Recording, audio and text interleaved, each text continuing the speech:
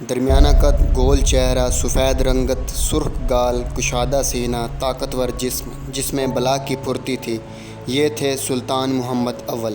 اللہ نے انہیں کمال شجاعت و بہادری سے نوازا تھا۔ کشتی بہت اچھی کرتے تھے۔ جسمانی طاقت کا یہ عالم تھا کہ کئی کمانوں کی تانتوں کو بیک وقت کھینچ لیتے تھے۔ اپنے دور حکومت میں 24 جنگوں میں شریک ہوئے اور 40 زخم کھائے۔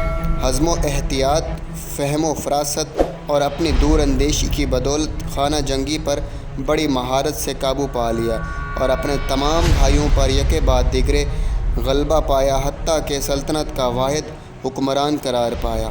سلطان محمد نے اپنے 8 سالہ دور حکومت میں سلطنت کو نئی بنیادوں پر استوار کیا اور اس کے ستونوں کو مضبوط کرنے کی ہر ممکن کوشش کی۔ ان کی حکومت کا طویل دورانیہ اسی کام میں صرف ہو گیا۔ بعض مورخین اسے سلطنت عثمانیہ کا مؤسس ثانی خیال کرتے ہیں۔ سلطان محمد کے زمانے میں بدر الدین نامی ایک شخص ظاہر ہوا جس نے مسلم علماء دین کا روپ دھار رکھا تھا۔ وہ سلطان محمد کے بھائی موسیٰ کے لشکر میں تھا اور اس دور کے سلطنت عثمانیہ کے سب سے بڑے منصب قاضی العصر کے عہدے پر فائز ہوا۔ موسیٰ بن یزید نے اسے اپنا مقرب خاص بنا لیا اور وہ لوگوں کی عقیدتوں کا مرکز بن گیا۔ موسیٰ اپنے بھائی کے ہاتھوں قتل ہوا تو بدر الدین اپنے اہل و عیال سمیت ازنیک کے شہر مبعوث ہو کر رہ گیا۔ ازنیک ترکی میں ایک شہر ہے۔ بدر الدین نے لوگوں کو اپنے غلط اور فاسد مذہب کی طرف دعوت دینا شروع کر دی۔ وہ لوگوں کو مال و متاع اور ادیان میں مساوات کی دعوت دیتا تھا اور مسلم اور غیر مسلم کے درمیان عقیدے میں کسی تفریق کا قائل نہیں تھا۔ وہ کہا کرتا تھا، سب انسان بھائی بھائی ہیں، قطع نظر اس کے کہ اس کے نظریات اور اس کے دین کیا ہیں۔ یہودی ماسونیت کی دعوت بھی یہی تھی۔ وحدت الادیان کی اس دعوت پر بہت سے جاہلوں، ناسمجھوں اور ابن الوقت لوگوں نے لبیک کہا اور بدر الدین کے بہت سے مرید اور شاگرد اس دعوت کے پرچکار بن گئے، جو لوگوں کو بدر الدین کے منہج اور مذہب کی دعوت دیتے تھے۔ ان مبلغین میں ایک شخص کا نام بہت مشہور تھا جسے پیر کلیجہ مصطفیٰ کہا جاتا تھا۔ اس کے علاوہ تورا کمال، جو دراصل یہودی نسل سے تھا، کافی شہرت رکھتا تھا۔ یہودی رسول اللہ صلی اللہ علیہ وآلہ وسلم کے دور سے آج تک مسلمانوں کے خلاف سازشیں کرتے آ رہے ہیں۔ الغرض وحدت الادیان کا یہ باطل مذہب کافی پھیل گیا اور اس کے پیروکار بہت زیادہ ہو گئے، حتیٰ کہ اس باطل عقیدے کی بازگشت سلطان محمد چلبی کے کانوں تک پہنچی۔ لہٰذا سلطان نے اپنے ایک قائد کو لشکر جرار کے ساتھ بدر الدین کے ساتھ جنگ کرنے کی غرض سے بھیجا، لیکن صد افسوس کہ اس لشکر کا سپہ سالار سیسمان، جس کو سلطان محمد نے بھیجا تھا، پیر کلیجہ کے ہاتھوں قتل ہوا اور اس کے لشکر نے شکست کھائی۔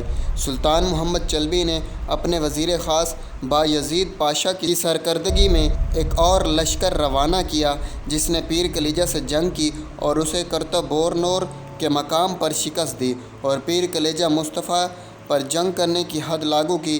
یہ دراصل اللہ کریم کے اس حکم کی تابعداری تھی۔ شیخ بدر الدین اپنی گمراہی پر قائم رہا۔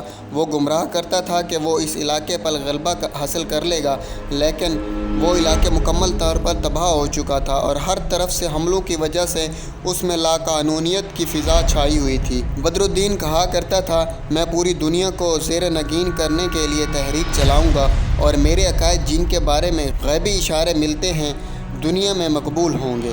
دنیا کو اپنے 2 مریدوں میں علم اور راز توحید کی طاقت سے تقسیم کروں گا۔ رومانیہ کے امیر الاخراق نے اس بدعتی اور خارجی کی مدد کی۔ سلطان محمد اس مادیت پرست اور دشمن اسلام زندیق اور اس کی باطل دعوت کی طاق میں تھا۔ اس نے اس زندیق کا ناطقہ بند کر دیا، حتیٰ کہ بدر الدین مجبوراً دلی اور مان کے علاقے میں چلا گیا جو آج کل بلغاریہ میں موجود ہے۔ محمد شرف الدین شیخ بدر الدین کے دلی اور مان کی طرف جانے کے متعلق لکھتے ہیں، اور اس کے ارد گرد کے علاقے باطنی مذہب کا گڑھ تھے۔ یہی وہ علاقہ تھا جو بابا اسحاق کی تحریک کا مرکز بنا رہا، جو 7ویں صدی ہجری کے نصب میں دولت عثمانیہ کے خلاف آمادہ بغاوت ہوا۔ شیخ بدر الدین کا اس علاقے کی طرف جانا اور اپنے لاکھوں مریدوں کے ساتھ وہاں پر غلبہ پانا اور ان علاقوں میں اس کی تحریک کا زور پکڑنا اس بات کی دلیل ہے کہ شیخ نے ان علاقوں کا انتخاب اپنی مرضی سے کیا تھا۔ دلی اور مان میں یورپی امداد شیخ کو برابر پہنچنے لگیں اور عثمانی فرمان روا سلطان محمد اول کے خلاف بغاوت کا دائرہ بہت وسیع ہو گیا اور حقیقی اسلام کے دشمن ان باطنوں کی تعداد 7 سے 8 ہزار جنگوں تک پہنچ گئی۔ سلطان محمد اول بڑا بیدار مغز اور محتاط شخص تھا۔ وہ ہر کام کو پوری احتیاط اور سوچ سمجھ کے ساتھ انجام دیتا تھا۔ وہ اس گٹھ جوڑے سے غافل کیسے رہ سکتا تھا؟